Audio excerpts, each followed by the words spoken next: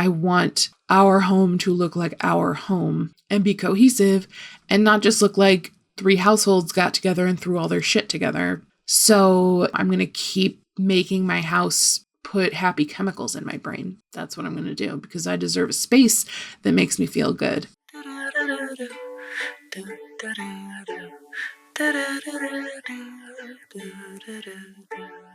Hey friends, welcome back to Caitlin is recording this at 6:30 a.m. on a Wednesday because they forgot to do it on Tuesday. That's kind of a lie. I just got too tired yesterday. So I guess let's start there. It is the dawn of a new month. It's my birthday month now. So exciting.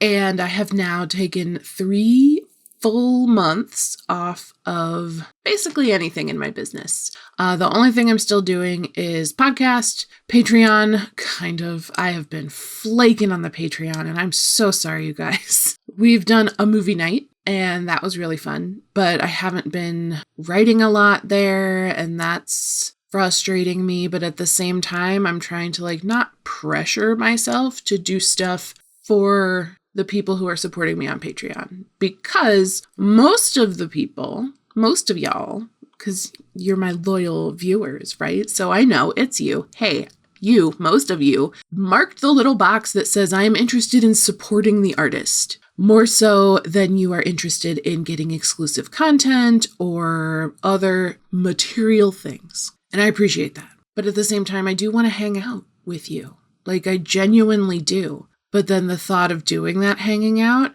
is oh, girl, you're tired though. So I'm in this very frustrating in between where the passion is coming back on a lot of things in my life. I have been writing. I worked a little bit on a memoir that I've been thinking about for a long time now, years probably. And I'm also writing a romance. And in a fever dream of writing on my phone, I wrote 18. No, that can't be right. Was it 18? No, it was 11,000 words on my phone in my notes app. And then I transferred that to a document so that I didn't lose it. I wrote a little bit in it and then I took a break because I was oh, I don't know what happens next. So I got scared and I pulled away. But I wrote this last week, and now I'm up to 18K. I had to check my little notes where I wrote down my word count.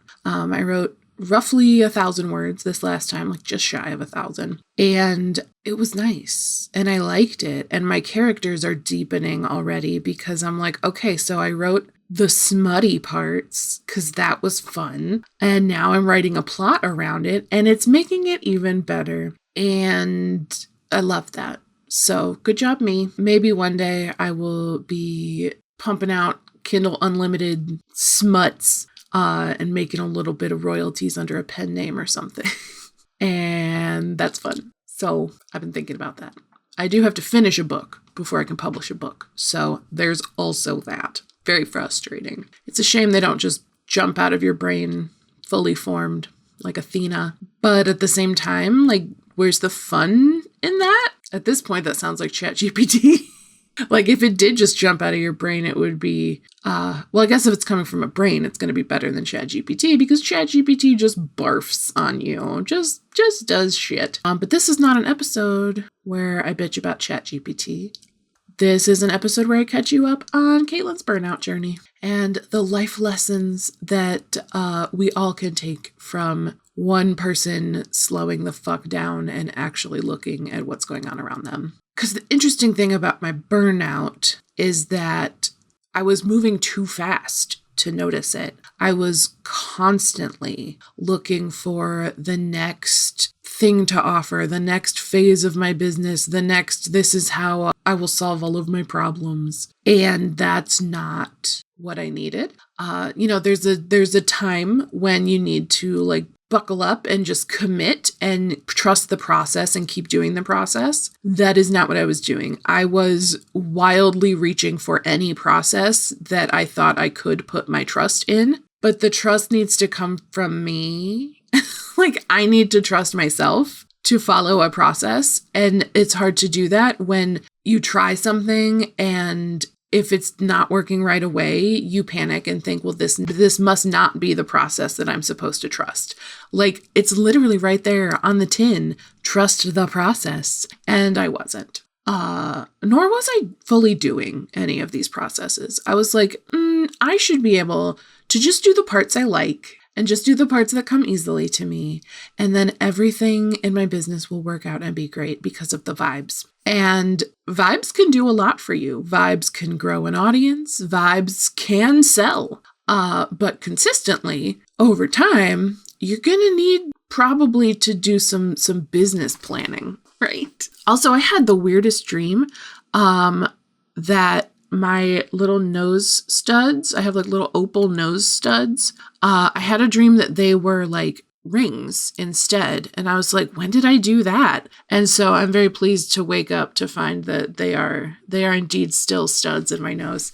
But also I haven't got new face jewelry in a while. So maybe I'm due. I've also been craving tattoos. I've also been redecorating my house. So that brings me to the next phase of Caitlin's burnout journey is that I have been redecorating our house. I have been buying new furniture, getting rid of old furniture slowly, not as quickly as I would like. There's a coffee table in the living room that's just hanging out, being an extra coffee table. And that soon will begin to pile with items because you cannot leave a flat surface unattended in this house. It will become a pile. And that's on ADHD. But I realized sitting in our living room that has been the same for going on 5 years, that I didn't like it. I didn't like how dark it was. I didn't like the long brown, dark curtains. I mean, honestly, they're gorgeous. They're like this rich chocolate color.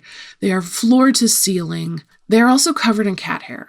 And we never wash them because that's a whole production, right? You got to take the curtain rod down. You got to take all the curtains off and you got to wash them and then you got to put them back. We're not a household that likes multi-step things that don't technically need to be done. I don't love that. I would love to do things just because they need to be done. But unfortunately, I need a cocktail of like perfectly attuned, like shining the light through the prism of executive function, dopamine, motivation, like that beautiful rainbow in the sky with the pot of gold underneath it, the pot of gold being a finished, completed task in my house. It's very hard to achieve. The weather, the stars are not in position for that particular tribute. And I was suffering for it. Cause like I just looked around and I was like, I don't like it in here anymore. Like I love our house, but the coffee table was pissing me off and the curtains were pissing me off and Gwen's dog crate was fine. But I'm like, we could get a dog crate that is also a surface so that we can like move her around. So things I have done in the past 2 weeks, 3 weeks, I don't know. The past month-ish, in March, I did this in our living room was I replaced our dog crate, which was just like a wire dog crate with a blanket over it because Gwen likes to be contained and, you know, soft and cave-like. That was frequently getting stuff put on top of it, which was pissing me off because it's not for that. It's a dog crate. It's for the dog. And also, like, there was a basket on top of it for the cats to lay in. And if it was covered in stuff, they couldn't really get to their basket. And I'm like, this was supposed to be for the animals. Now it's not for the animals. And I'm mad. That's my, I don't know, inner 11-year-old stomping about it. So I got her a dog crate that is also a table. Pretty sweet, huh? And I measured the space between, the love seat and then my roommate's like little chair in the corner. We call it her palanquin. It's like it's got like poles and like a little fabric roof, which we also store things on top of because of who we are as people. Man, we need more storage in this house. We don't even have a linen closet. Like there's not a linen closet in the house. Problem. You should have made a linen closet, my guy.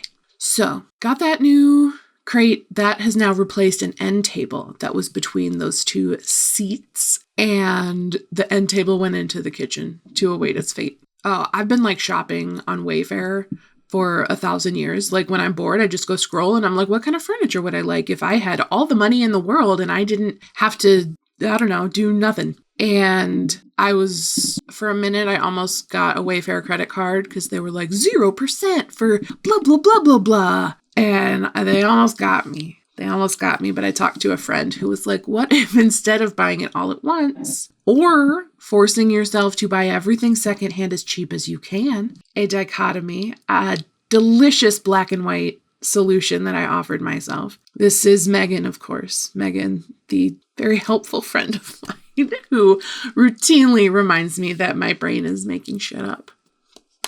Between Megan and Jared and Jess, I'm doing pretty good lately on catching my bullshit.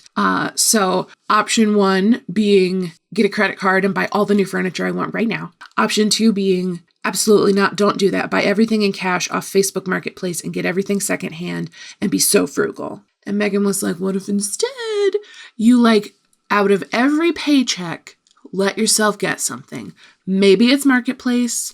Maybe it's brand new. Maybe it's Maybelline. We don't know. And I was like, Megan, that's so smart. And then I proceeded to buy a bunch of things from Facebook Marketplace that made me happy. And I also ordered new curtains from Wayfair because the curtain stitch, I liked them. I did. But we don't have a big light. And I unfortunately am a big light autistic. I like to see everything clearly. I think it is because I have bad vision. And I'm like, I don't like that it's so hard to see in this room. And my partner paints and our roommate makes his little minifigs. Both these guys are making little minifigs and painting them in the living room. I'm like, how can you see what you're doing? We need a light. And so I was like, you know what might help that is not having floor to ceiling chocolate brown blackout curtains that really darken the room, literally by blocking the sun from our beautiful giant picture window, but also metaphorically by being a dark color,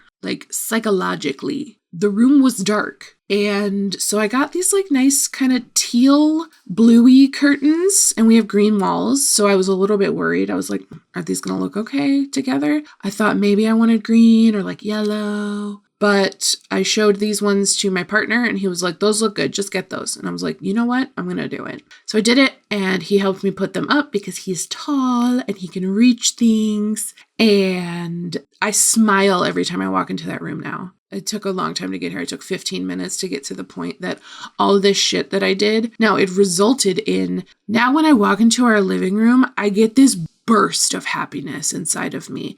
I am so happy. I just stood there the other day smiling at the curtains and the lack of dog crate and the lack of just mess that was happening in there. And we still have this freaking backup coffee table in there, but the peace, the joy it brought me, I did not know I was not having that joy until I suddenly had it and was like, I should have changed the curtains years ago. What the hell? So I learned that I'm one of those people that needs to kind of rearrange their space every once in a while. A trait that I have inherited from my mother, which has given me a lot of feelings because I've got a complicated relationship with my mother in that we don't have a good one. If you would like details, please go speed run all of my psychosocial development episodes where I talk about my childhood trauma in detail. Not exhaustive detail. There's more. There's more to be found. I don't know if I've told you guys about the guitar. That's a doozy, in my opinion. So I walk into my living room and it makes me happy now. And I also found a bookshelf for $5. Solid wood, $5. And so I went and I got this bookshelf and I replaced this wire DVD rack that we had because when we all came together, so my partner and his roommate had been living together since college. They have been living together for 15 plus years at this point. They are common law married. Not really, because we're going to get married, but basically we refer to them as husbands and it's kind of adorable. And we like when they go do things together like they used to do. Because it's not everything has to be about me. Not everything has to be about us doing stuff as a unit. That's your best friend. That's been your best friend for 15 years. Go hang out. I don't know. It brings me so much joy when they spend time together. And the roommate liked the old coffee table and liked the old curtains. And he asked me the other day, he's like, so are you one of those people that needs to just change it up every so often? And I was like, yes, I am. And I didn't quite know it, but I am. And he accepted that. And I said, these changes have been really good for my mental health. And he's like, great, that's a win. So even though he liked the curtains and he liked the coffee table, he's not like attached to them. He was fine with them. And fine was fine until it wasn't fine. Caitlin Fisher, 2026. Fine was fine until it wasn't fine. But like, I didn't feel motivated to change the living room until I let myself want that instead of just being like, well, we don't need it. You know, like if a leg got broken off the coffee table, we would obviously buy a new coffee table because we would need a new coffee table. But doing something before we needed it, just because I liked it, just because I wanted it, has become so foreign to me. And that's upsetting because how long has that been going on? When was the last time I wanted stuff? So I'm very frustrated with trauma me, who has been like, no, you're not allowed to want stuff. Don't do that. That's dangerous. I'm like, this has to be a mix of like, I don't know. It's like an amalgamation of traumas from various places in my life. And I'm so tired of being this affected by my trauma. I don't like it. I would like to simply make my own decisions. Like, it occurs to me that other people are not going around filtering everything through, like, other people just do what they want because they want it. They don't have to sit there and think about it and like intellectualize it and journal and be like, so I think I want a new coffee table, but here are all the reasons why I shouldn't get a new coffee table because our coffee table is fine and functional. And even though I bang my shin on it because it's a rectangle, and even though it's damaged on top because we put a hot pizza on it and that apparently damages the finish on a coffee table, you know, like it's seen better days, but it's still a very functional coffee table. And there was nothing like, quote, wrong, but I let myself replace it anyway. I got a new coffee table. It's an oval. It has a shelf on the bottom so that we can have stuff like kind of stored under the table, but that looks like it belongs there, because we used to just have a bunch of crap under the coffee table that like we would have to like shimmy and keep it under the table, like depending on where, like if we move the table closer to do something or we push the table back away. Like we also have to move this basket full of my meds that I get out on Sundays to refill our little pill packs. And it looked trashy. It did. Like it looked cheap. And this brings me back to the story that I started 5 minutes ago that I completely forgot about. My apologies. I haven't had meds. It's almost 7 a.m. But my roommate had this like wire DVD shelf because the guys came in as a unit. I came in as a household, and then this other person came in as a household. And so we have 4 of us combining 3 households. And it has been very much a like, well, that's her shelf and this is the guy's coffee table and like that's Caitlin's shelf or whatever, furniture, dresser. And I was like, I just want something that fits our space, that like I bought intentionally for our space. I don't want it to look like we just taped a bunch of our stuff together and called it our furniture. And that has now done something psychologically to me because I'm like, yes, no, now it looks cohesive. Like now it looks pretty. Now it looks put together. And I think this is related to like the trauma response of not decorating a new home. So like I very much decorated this office when we moved in. This office is all me. Like all the way down. It's got purple walls. There's art everywhere. I turned pride flags into curtains. Like there's books. There's allegedly plants. They died. I'm so sorry, plants. I have like my witchy things in here. There's an altar. Like this is the space that is for me and that I decorate however I fucking please. But that has not applied to the rest of the house because I don't know, I was being democratic about it. And it's like, well, I don't want to have to tell them I don't like their coffee table, I guess. I don't know. And then one day I was just like, I got a new coffee table. Please help me bring it in. And they helped me bring it in. And like, I think it looks really nice. And then my beloved partner, the very first day that this table was in our house, he got paint on it. And he was visibly freaked when he finally told me, like, apparently he had been like working up the nerve to tell me about the paint for a while. And he was like, sweetheart, I'm really sorry. And I know that you just got this table and I got paint on it. And I was fine. Like, I was bummed out. I hope we're able to get the paint off, but I wasn't furious. And that was comforting to me because like my mother would have been furious. There was a time I was doing my nails and I spilled the nail polish remover and it ate through the finish on our dining room table, and she was livid, absolutely livid. Like, how dare you do your nails at the kitchen table, livid. And I guess I get that. Like, maybe we should have a designated space and a safety protocol and like all this shit. But also, like, I'm 14 and I made an oops, you know? Like, I fucked up. I knocked a bottle over. Not the end of the world. Like, that paint on the table is not the end of the world. What will piss me off is if, because there is now one flaw in the table, it will just become, oh, well, I didn't know we cared about that table kind of a thing. Like, I want to take care of our furniture. I want to take care of our stuff. I want our home to look like our home and be cohesive and not just look like 3 households got together and threw all their shit together. So I've started buying new furniture and it makes me really happy. And I walk into the room and my brain floods with happy chemicals that I'm pretty sure are supposed to be there naturally, but my brain has trouble with. So yeah, no, I'm going to keep making my house put happy chemicals in my brain. That's what I'm going to do because I deserve a space that makes me feel good. I don't like just existing in a space that